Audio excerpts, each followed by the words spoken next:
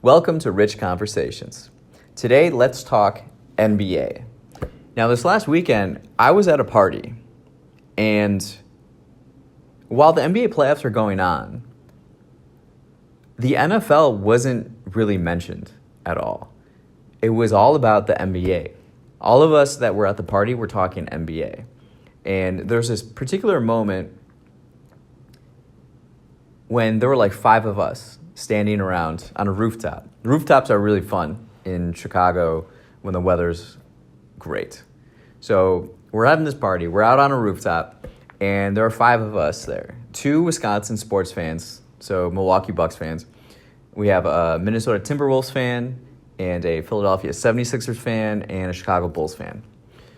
Bulls fan didn't say anything about the Bulls. We didn't talk about the Bulls until an hour after everything else. But what's interesting to me with the NBA, unlike the NFL, is that it's the most talked about, and it inspires the most conversation and arguments in regards to so many other topics. The NFL is talked more about in blue-collar settings, I would say. But it is the juggernaut. It's the most popular sport. It's huge. It's hugely popular, but the way the NBA and NFL are talked about is different. The NBA is more vital in a sense to urban culture.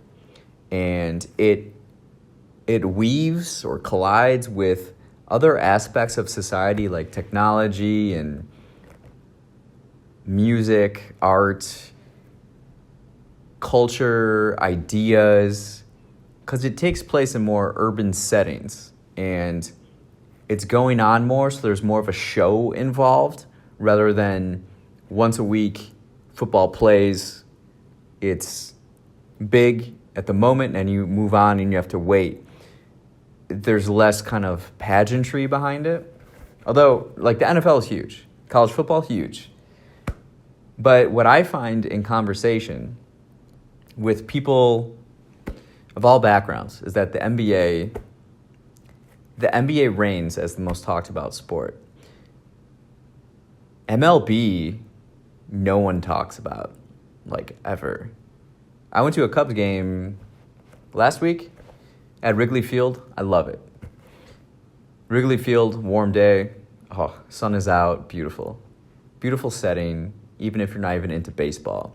Baseball is more of this social event, summer, it's slower paced. The NBA has really excelled at storylines and personalities, and there's only 12 players on a team, so people are familiar not only with the players, but their contracts. Every average and above average sports fan or basketball fan is aware of everybody's contracts.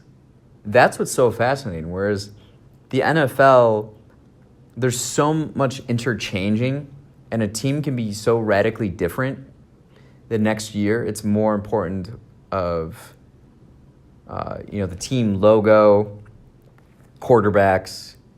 Those are who people know. People don't know the salaries of the middle linebacker of the LA Rams or a cornerback for the Carolina Panthers. So there's like an easier barrier to entry, I should say, to have conversations and to feel like you're knowledgeable in some way. And so it was really interesting, our conversation. Again, 2 Bucks fans, 76er fan, T-Wolves fan, and a Bulls fan. So we're all talking futures of franchises and then payrolls and all that stuff, and it's just so fascinating to me because I can take that conversation and go up to Wisconsin and have a very similar conversation. The NBA it has these storylines and legacies that inspire and propel conversation more than the NFL, even though the NFL is so popular. And there's always just more it seems like at stake for the personalities because of Jordan, I think, really transcending the sport. There are a few NFL players that have really transcended the sport. Tom Brady's won the most Super Bowls, best quarterback, could argue best football player, but he doesn't really inspire the world in a way, whereas basketball has become so transcendent internationally. One thing we talked about, though, was injuries. There's all these injuries in the playoffs. You know, you got Embiid, Giannis, Dame, Brunson, Donovan Mitchell, Jamal Murray, Luka. Like, all these stars are being injured, and it seems to dilute the playoffs. You know, what is the purpose of the regular season? That's where it's starting to get to with the NBA. This whole year, when people are dismissing the Bucks, and you know, then you have Doc Rivers coming in and whatnot. My answer is the team is judged on their playoff performance. The regular season doesn't matter to us, and so now they were injured in the playoffs, so we don't have really observable results in how that worked. So it's just kind of blah. It's disappointing, but also inconclusive. And I don't remember the NBA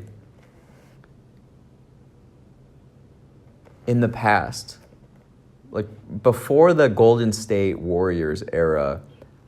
I don't really remember injuries playing such a huge role in the outcomes of series. It seems like the game has become so much more spread out that it's a lot more taxing on everybody's bodies. Whereas, say, in the 90s and before, everything is about the center and getting the ball in the paint, putting it in the hole. Everybody kind of stands around. But now everybody's moving all the time. So it's so taxing on these athletes' bodies that after the 82-game season, now you have a whole nother season that actually matters, and the bodies have just had so much wear and tear. I feel like, well, we felt this, that it's a growing concern for the NBA. The smartest thing to do would be to shorten the schedule, make it twice a week, make it more like the Premier League or the soccer, like European soccer. That way the games are more meaningful. You know, take a page from the NFL where they have, you know, one game a week and each game matters. 82, like these games don't matter. The only thing that matters is the revenue from attendance and TV deals. And the players and owners don't want to give up that revenue. But I think it's a concern that the playoffs are being diluted so much with injuries. The money's right there with the significant amount of games. But the overall product, like the health of the sport, is being diluted. So these people aren't smart enough to figure out how to make up for that revenue, whether it's international TV rights or streaming. But that's what's cool about the NBA, is an average fan of the NBA can follow along and look at the results of these organizations and of these teams and players and pretty quickly come to some sort of understanding or perspective of the sport.